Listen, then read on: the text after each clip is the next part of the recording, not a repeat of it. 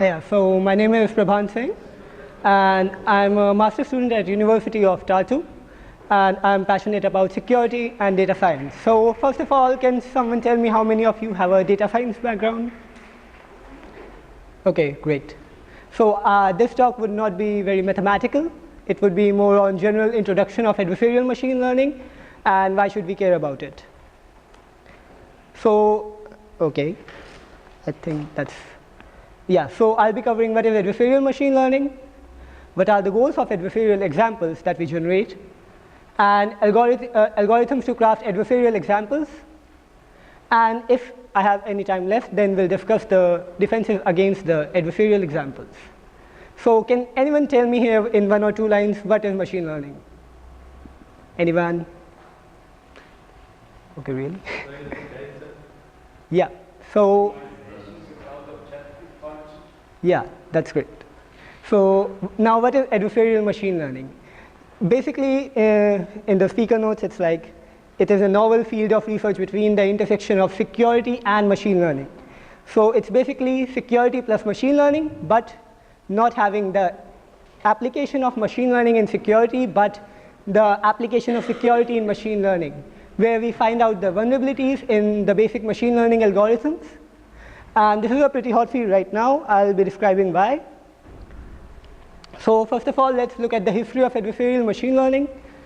The first place where it started is pattern recognition and analysis lab of University of Calgary, Italy.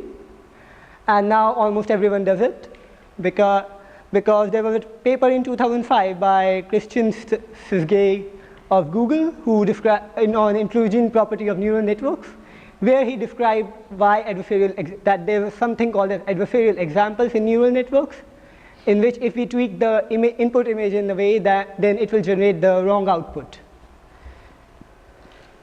So let's look at the timeline. The first one is the work by University of Calgary here. It's mostly based on the machine learning part, not the deep learning part, where they try to fool support vector machines, clustering algorithms, and other state-of-the-art machine learning models. And here in 2014, the paper on adversarial examples first came to ICLR, and you can say the word going crazy after that. Like we have a lot of papers on adversarial examples after that. And even if you search on adversarial examples, you will find a new paper every week on ArgZip. Yeah, that's true. So type of attacks. If someone of you has taken even a basic course in security, there are 2 types of attack. First is Whitebox, second is Blackbox.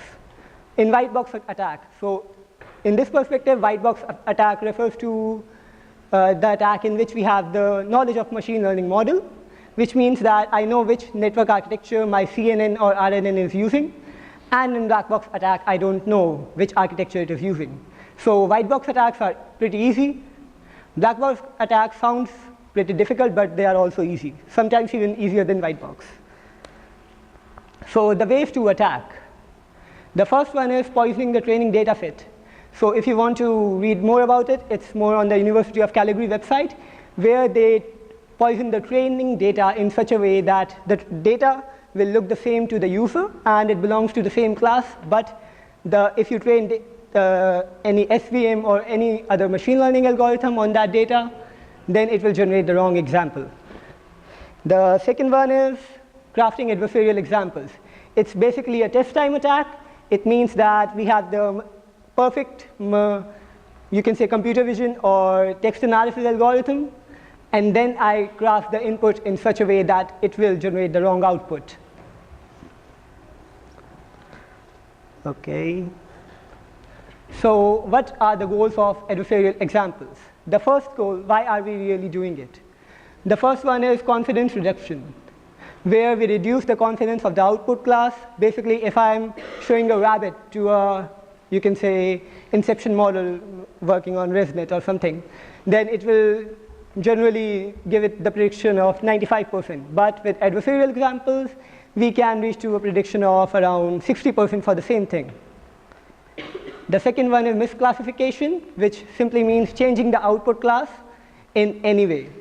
It doesn't mean that I'm just changing the output class in such a way that it is just not working. The third one is targeted misclassification, which means that the output should belong to a specific class set. Like if I'm showing the picture of a rabbit, then it should, the machine learning algorithm should say the picture, it's not a rabbit, it's a church, or maybe a car, which is not something where it should be confused with. A rabbit can be looked at as a white cat, but not as a car or a church, right? And the last one is the hardest one, forced target misclassification. It simply means that if it's the rabbit, then it's the cat. Then predict church, or if it's the church, then predict it's a car. So here you craft your adversarial example in such a way, and I think, yeah, it's a complete white box attack that I should be knowing all the things that the network is doing. Okay, let's go to the next part. How does attacking machine learning models work? So we are finished with what are attacks, and but let's go to how they are really going to attack. So the first one here is fast gradient sign method. This paper is by Ian Goodfellow on main FGSM algorithm, where he discusses about the first explaining and harnessing adversarial example. Here he took a normal picture of a panda, multiplied it by some carefully crafted noise. This formula is for FGSM.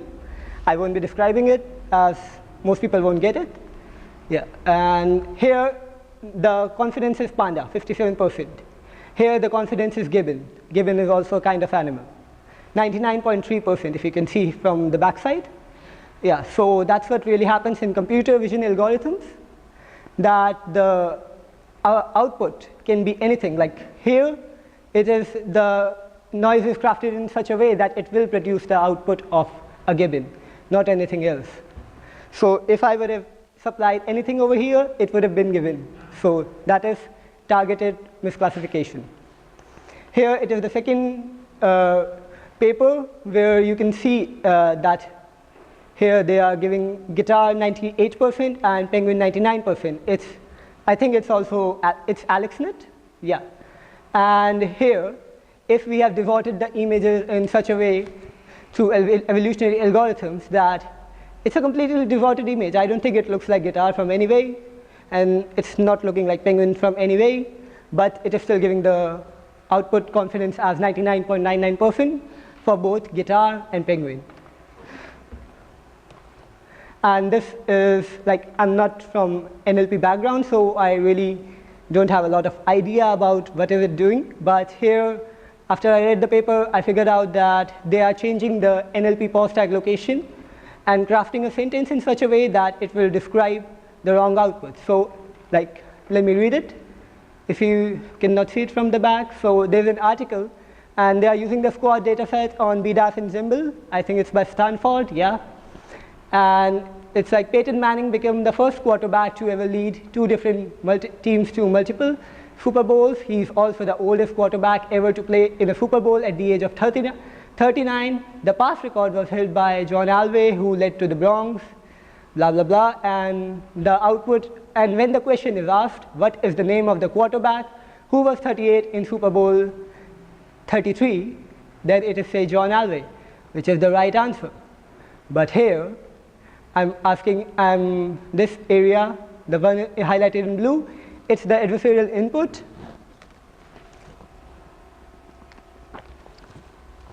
So adversarial input is quarterback Jeffy Dean had jersey number 37 in Champ Bowl 34. But prediction under adversary is Jeff Dean for the same question. Here they, like I said, I'm not from NLP, but they said that they shifted the post tag location in such a way that it will go to the next name, which is nearby it. So they are subtracting the location of adversarial input from the original output, and then dividing it by some, and then averaging the error so that it will generate the wrong output. Now, this part is also about what are the main algorithms to generate the adversarial examples. The first one is fast gradient sign method, in which we change the gradient of the input in such a way that it will generate bad output. The second one is JSMA, third one is Carlini Wagner, fourth one is DeepFool, fifth one is Basic Iterative Method, and sixth one is elastic net attacks, and the seventh one is projected gradient descent attack. So these are the only famous algorithms which I told you about. Like, they have most of them are peer reviewed, and they are from one of the best labs. Like, DeepFool is by EPFL, Carlini Wagner is by UC Berkeley, JSMA and FGSM is by Google, and most of them are the part of Clever Hands. So, but these are the only famous ones. Like I said, if you look at the arXiv right now, you'll find every second week there's a new paper which claims that we have groundbreaking adversarial algorithms. Now, so these are the only famous ones. So we really don't know in how many ways we can attack the models, but we know like there are a lot of ways, right? So the second one, this was just for the white box attacks. All these algorithms work for the white box. How does the black box work? So what does black box mean? If you have a computer vision detection algorithm, and I don't know the architecture, but I still need to find out why it is behaving like that. So just a second, let me, oh, sorry. Yeah, is it working fine? Oh.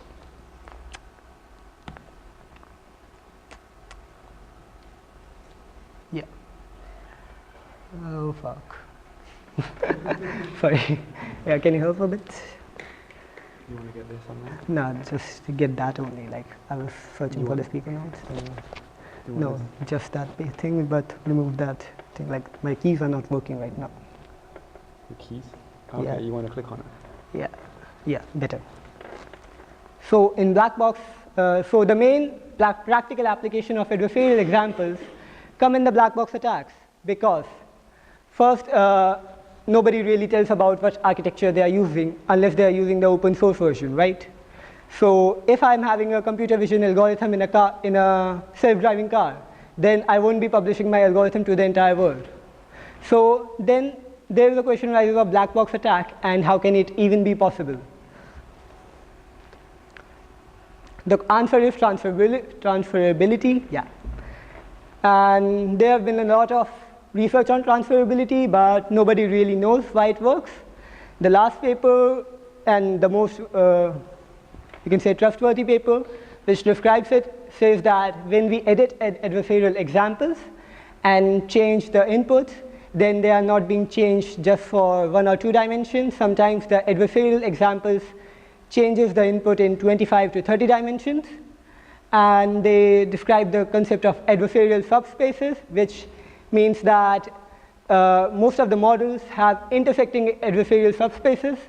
And if you craft one adversarial example for ResNet, then probably it will work for AlexNet also. Sounds scary, right? Yeah. So that's where transferability comes. Anybody got any question related to this? Because it's a very confusing term. No? Okay. Now the question is, why should, yeah, please. So were you saying that I send test data to Blackbox and I induce things about a set of test data that comes out? No, it's about that if I'm able to craft an adversarial example at test time with a white box algorithm like inception model, and you are using another algorithm, but if I supply that same adversarial example to your algorithm, it will generate the wrong result. So you create your own. Yeah, I create my own algorithm. The animals. Yeah. And then guesses that the black box must behave in a similar way. No, it's not guessing anything. You know that behaves. No, like I'm just saying that if I'm crafting an adversarial example on any computer vision algorithm, you can say from last 5 state-of-the-art algorithm like AlexNet or ResNet, and you are using any other neural network computer vision algorithm, then my adversarial example will work on your thing also, and it will generate wrong result. Why would it work? Yeah, that's what nobody knows. Yeah, like I read a lot of paper about it. I was reading it in the morning also. But the last thing is the hypothesis that adversarial example, when we edit an adversarial input, it is edited in such a way that it changes it from many dimensions. And most of the models got their adversarial subspaces intersecting, which are basically like they introduced the term in the paper itself, which are basically the spaces where if we craft adversarial examples, then it will generate a wrong output. So it's not here in transferability problem, you won't find target misclassification because I tried it in many ways. I crafted an example for ResNet and generated a picture of like, yeah, so I did it from a simple OpenAI tutorial in 5 minutes. Like I took the pic of a cat and put it in inception model. It's saying it's a church. I think you cannot see that. Yeah, but it's saying it's a church. And I supplied the same image to AlexNet, and it is saying it's a worm. So that's the thing, like I'm not able to get, and seems like the researchers are too, because it's really confusing. And we really don't know how it is working, because it's a complete black box. Like you really don't know why it is generating this result. That's what it makes it so scary, because your algorithm can be, like it's a completely private algorithm. You haven't shared it with anybody, but an adversarial example crafted on any of the algorithm can work on your algorithm too. Yep. How did I craft it in adversarial examples? So yeah, these are 7 main algorithms. You can find open source implementation of these algorithms everywhere on internet. Just Google FGSM GitHub, right? And you can find the implementations of these algorithms. Usually if you have a CPU, like, you want me to describe all 7 algorithms? Like the first algorithm is simply that, how does a neural network really work? I change the hyperparameters and weights in such a way that the cost function is minimized, right? That's how a normal convolutional neural network works, I think. But in adversarial examples, we craft the examples in such a way that the cost function is maximized. So it pushes the boundary of the output class from one class to another class. But when you don't know it's a black box, how do you get the cost function? I don't think like I can give a demo right now because internet is not working. I had that on my Jupyter notebook. So for this, you can also check the OpenAI tutorial. Like they described it word by word by just using NumPy. They are not using TensorFlow or anything. And by using NumPy, they are implementing fast gradient sign method. And they are also doing the robust classification. So this example, okay. This example here is a robust adversarial example, which means that usually if I craft a normal adversarial example and I supply it to your image, yeah, okay, done. Okay, sorry. So yeah, why should you care about adversarial examples? The first one is most of the machine learning algorithms are being used in security, like malware detection, IDS and all. So we can fool them by adversarial examples. You can see the few big papers on this. Yeah. And this one also, yeah, the last one is really scary, adversarial examples in physical world, which means that I can even fool the self-driving cars with my adversarial examples by just taking the printout of the soft copy of adversarial example and displaying it to the self-driving car. Now, and they are not easily detected. These are by UC Berkeley, which says that it can also bypass chain detection model for adversarial examples if they are carefully crafted. But they are not easy to make, not really. I created this adversarial example from scratch in 5 minutes. And then how to defend models against adversarial examples. I wanted to tell you about these 2 main ensemble adversarial training and defensive distillation. But I won't, because I just came to know about these 2 things today. Yeah, these are the new studies which says that both of these training would not work if you craft your adversarial examples in a certain way. So defensive distillation and ensemble adversarial training, which says that I can train my model on adversarial examples, would not work. Yeah, so libraries and resources where you can search about them. First one is Clever Hands. This is a library included in TensorFlow, and it's a really good library, though it's in the beginner stage. Second one is Poolbox by BetG Lab. It's by Max Planck Institute. Third one is Secure ML Library. It has not been released. It's by University of Calgary. And the last one are tools from PRO Lab. And the last one is my blog. You can find the link. Yeah. Now, question answer time. Don't ask why, because nobody knows. Yeah.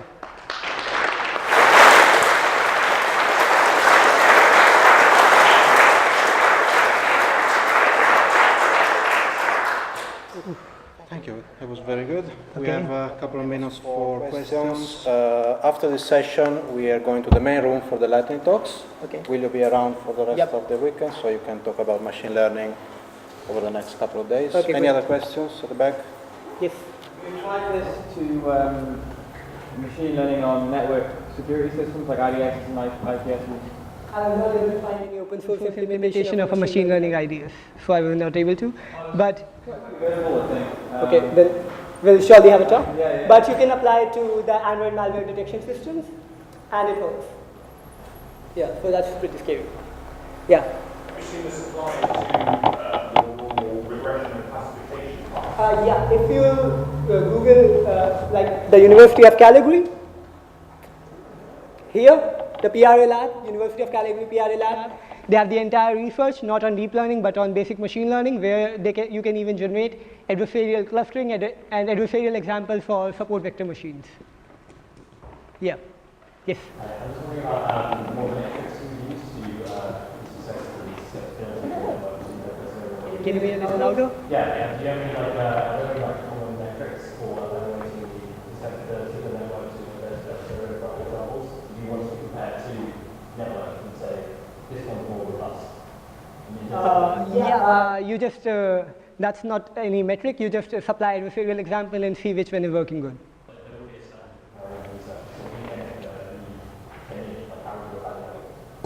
Yeah, there's no really metric to evaluate if the network is robust or not. You can just craft new adversarial examples in new ways. That's it. Yeah. Yes?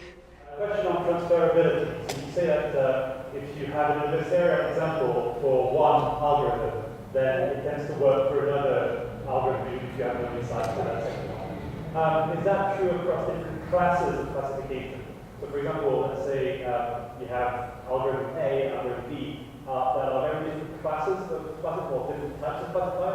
Will they still be susceptible to the same attack? So I'm thinking, for example, that if you do edge detection on the picture of a cat, it's no longer going to look like a church when you just extract the edge.